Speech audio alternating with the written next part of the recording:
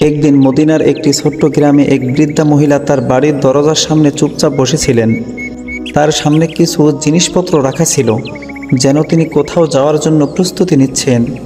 তার চেহারায় চিন্তার রেখা স্পষ্ট দেখা যাচ্ছিল এবং চোখে এক অদ্ভুত অস্থিরতা ছিল। তিনি বারবার এদিক ওদিক তাকাচ্ছিলেন, যেন তিনি কোনো ভয় থেকে পালাতে চাইছেন। তারপর তিনি ধীরে ধীরে উঠলেন, তার জিনিসপত্র নিলেন এবং হাঁটতে শুরু করলেন। তার পা টলমলো করছিল এবং তিনি কিছু দূর গিয়ে ক্লান্ত হয়ে বসে পড়লেন এবং হাঁপাতে হাঁপাতে বলতে লাগলেন, না জানি যদি কখনো সেই লোকটির সাথে দেখা হয়ে যায় এবং যদি সে কিছু বলে দেয়, তাহলে কি আমার মনোবল ভেঙে যাবে। তার মনে একটি নাম প্রতিধ্বনিত হচ্ছিল, আর নামটি হলো মুহাম্মদ সাল্লাল্লাহু আলাইহি ওয়াসাল্লাম। হ্যাঁ, সেই নাম যা শুনে আত্মা পর্যন্ত কেঁপে ওঠে, যার কথা সরাসরি হৃদয়ে প্রবেশ করে, যার কথা একবার শুনলে তারপর ভোলা কঠিন হয়ে যায়। বৃদ্ধা মহিলার চোখে ভয় ছিল। সে ভাবল, আমি এখন এ শহরে থাকতে পারবো না, তাই যত তাড়াতাড়ি সম্ভব এখান থেকে চলে যেতে হবে। হৃদয়ের অস্থিরতা তখনও বাকি ছিল। তিনি হজরত মুহাম্মদ সাল্লাল্লাহু আলাইহি ওয়াসাল্লামের এর সাথে কখনও দেখা করেননি, কিন্তু তার নামই তার আত্মার আলোড়ন সৃষ্টি করছিল। কী শক্তি আছে এ নামে, যদি পাওয়া যায় তাহলে জীবন বদলে দেয়, আর যা তা না পেলেও তবুও হৃদয়কে কোথাও গভীরে ছুঁয়ে যায়। সেই সময় রাসূলুল্লাহ সাল্লাল্লাহু আলাইহি ওয়াসাল্লাম সে রাস্তা দিয়ে কোথাও যাচ্ছিলেন। তিনি সেই বৃদ্ধা মহিলাকে দেখে থেমে গেলেন। তিনি বুঝতে পারলেন যে এই মহিলা কোথায় যাওয়ার জন্য প্রস্তুতি নিচ্ছেন, কিন্তু তাকে খুব দুর্বল লাগছে এবং তার জিনিসপত্র ভারী মনে হচ্ছে। অতঃপর নরম ও ভালোবাসা ভরা কণ্ঠে বললেন, আম্মাজান, আপনি কোথায় যাচ্ছেন? নবীজির কথা শুনে বৃদ্ধা মহিলা চমকে উঠলেন। কিছু মুহূর্ত তার দিকে তাকিয়ে রইলেন, তারপর বললেন, বেটা, আমি এই শহর ছেড়ে যাচ্ছি। এখন এখানে থাকা নিরাপদ নয়, কারণ এখানে এক জাদুকর এসেছে যে মানুষের হৃদয়কে নিজের কথা দিয়ে টেনে নেয়। আমি চাই না সে আমার সাথেও তাই হোক। বৃদ্ধা মহিলার কথা শুনে নবী সাল্লাল্লাহু আলাইহি ওয়াসাল্লাম চুপ এবং শান্ত হয়ে তার প্রতিটি কথা মনোযোগ দিয়ে শুনলেন। তারপর খুব শান্ত স্বরে বললেন, আম্মাজান, আমি কি আপনাকে সাহায্য করতে পারি? আপনার জিনিসপত্র তো বেশ ভারী লাগছে।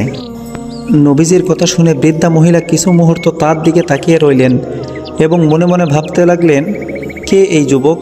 আজকাল কে কার কথা চিন্তা করে? কিছুক্ষণ ভেবে বললেন, বেটা, যদি তুমি আমার এই জিনিসপত্র মাথায় তুলে দাও তাহলে আমার অনেক সাহায্য হবে। বৃদ্ধার কথা শুনে নবী সাল্লাল্লাহু আলাইহি ওয়াসাল্লাম হাসলেন, এগিয়ে গেলেন এবং জিনিসপত্র তুলতে লাগলেন। জিনিসপত্র খুব ভারী ছিল। তিনি অনুভব করলেন যে এ বয়সে এ আম্মা এটি তুলে কোথাও যেতে পারবে না। তাই তিনি খুব নরমভাবে বললেন, আম্মাজান, আপনার বোঝা তো সত্যিই খুব ভারী এবং আপনিও এখন বৃদ্ধা হয়ে গেছেন। যদি আপনি অনুমতি দেন তাহলে কি আমি আপনাকে আপনার ঠিকানায় পৌঁছে দেব? কিন্তু বৃদ্ধা মহিলা একদম আশ্চর্য হয়ে গেলেন। এত ভদ্র, এত দয়ালু ছেলে দেখে তিনি কিছুক্ষণ চুপ করে রইলেন। তারপর গভীর শ্বাস নিয়ে বললেন, বেটা, এর চেয়ে আর কি মেহেরবানি হতে পারে? তখন আল্লাহ রাসূল সাল্লাল্লাহু আলাইহি ওয়াসাল্লাম সেই ভারী বোঝা নিজের কাঁধে তুলে নিলেন এবং ধীরে ধীরে সেই মহিলার সাথে হাঁটতে লাগলেন। বৃদ্ধা মহিলা ক্লান্ত ছিলেন, তাই হাঁপাইতেছিলেন। হাঁটতে হাঁটতে তিনি নবীজির দিকে তাকালেন এবং বললেন, বেটা, আমি তোমাকে একটা কথা বলি, তুমি যদি বুদ্ধিমান হও তাহলে এ শহর ছেড়ে দাও। এখানে এক খুব বিপজ্জনক জাদুকর এসেছে, তার নাম হলো মুহাম্মদ। সে বলে যে সে নাকি নবী, আমাদের দেবতাদের সম্পর্কে মিথ্যা কথা বলে এবং মানুষকে পথভ্রষ্ট করে। বৃদ্ধা মহিলার কথা নবীজি চুপচাপ শুনতে থাকলেন, কিন্তু কোনো জবাব দিলেন না। চেহারায় শুধু শান্তি আর শান্তি ছিল। কিছুক্ষণ পর মহিলা আবার বললেন, তার কথায় এমন জাদু আছে যে একবার শুনে নেয় সে তারই হয়ে থাকে। না জানি কত লোক তার জালে ভেসে গেছে। আমি সারা জীবন নিজের দেবতার পূজা করেছি। আমি চাই যে এই বয়সে আমার ঈমান টলমলো করুক।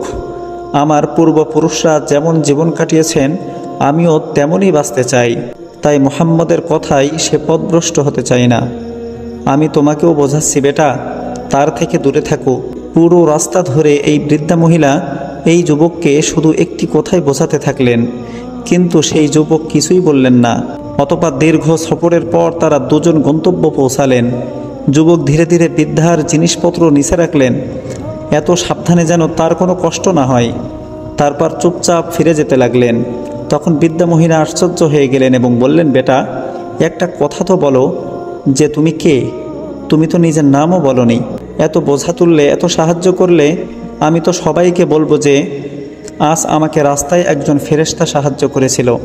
বৃদ্ধার কথা শুনে যুবক হালকা হাসলেন এবং বললেন, আম্মা, নাম জেনে কী করবে?